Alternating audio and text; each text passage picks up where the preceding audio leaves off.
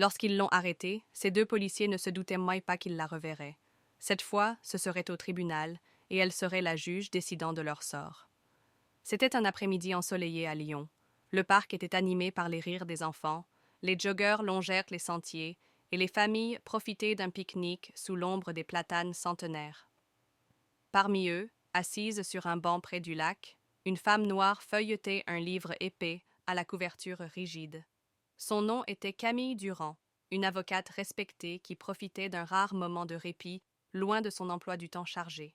Elle était plongée dans sa lecture quand le crissement brutal de pneus rompit le calme. Une voiture de police s'arrêta brusquement au bord du trottoir, attirant quelques regards curieux. Deux agents en descendirent, leur posture rigide dégageant une autorité indiscutable. Leur regard se fixa immédiatement sur Camille, la seule personne assise seule dans les environs. « Madame, pouvons-nous vous parler un instant ?» demanda l'un d'eux, son ton empreint de suspicion plutôt que de bienveillance. Camille leva les yeux de son livre, son expression restant impassible. « Bien sûr, » répondit-elle en refermant doucement l'ouvrage. Le deuxième officier s'approcha, son ton sec. « Nous avons reçu un signalement concernant une activité suspecte dans le parc. Pouvez-vous nous dire ce que vous faites ici ?» Camille haussa un sourcil, visiblement surprise. « Une activité suspecte ?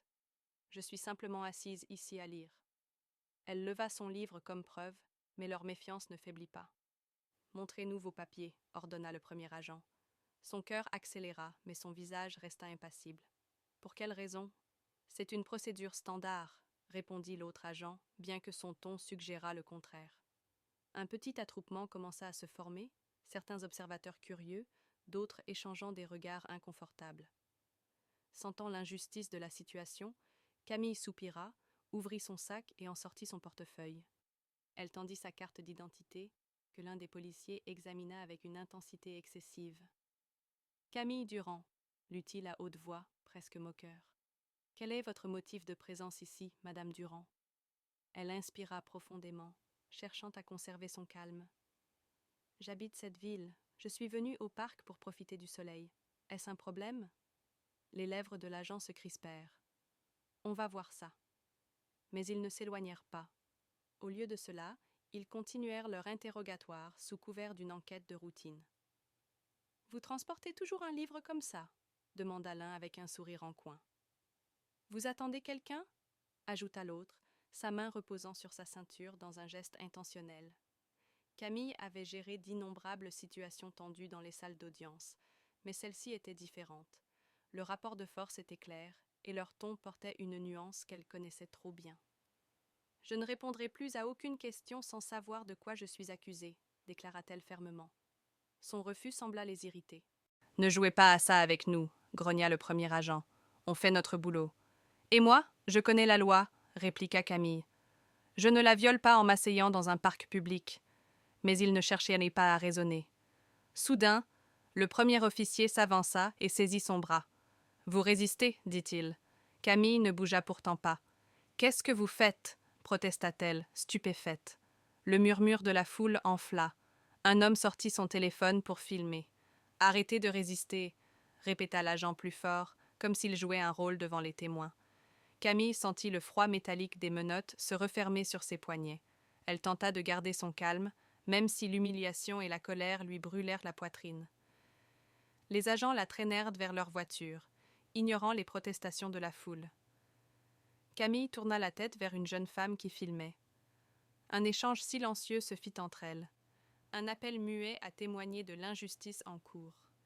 Mais alors que la portière claquait derrière elle, Camille savait que l'histoire ne s'arrêtait pas là.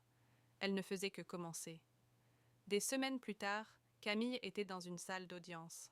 Mais cette fois, elle ne plaidait pas. Elle était sur le banc du juge. Face à elle, assis au banc des accusés, se trouvaient ces mêmes policiers.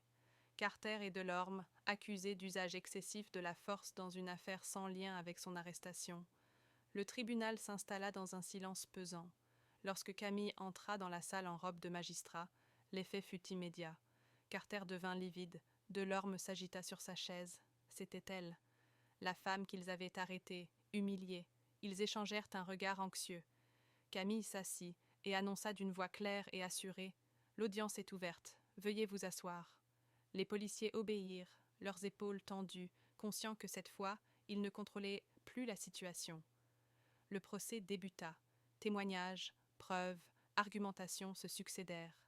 Camille écoutait, prenait des notes, restait impartiale. Mais elle voyait dans les regards fuyants des accusés que le poids de leurs actes commençait à les rattraper. Quand elle rendit son verdict, elle ne chercha ni vengeance ni clémence. Les agents furent suspendus sans solde, obligés de suivre une formation rigoureuse sur l'usage de la force, et leur dossier disciplinaire porterait désormais la marque de leurs erreurs. À la sortie, Carter hésita, puis lança d'une voix hésitante « Madame la juge, je suis désolé. » Camille le regarda sans répondre. Un simple mot ne pouvait effacer l'injustice subie, mais peut-être, enfin, le message était passé. Alors qu'elle quittait le tribunal, un sentiment profond l'envahit. Ce combat, ce moment, n'était pas juste une victoire personnelle. C'était un pas de plus vers une justice véritable. Si vous croyez en l'importance de la responsabilité et du changement, abonnez-vous à notre chaîne pour découvrir d'autres histoires inspirantes. Ensemble, luttons pour un monde plus juste.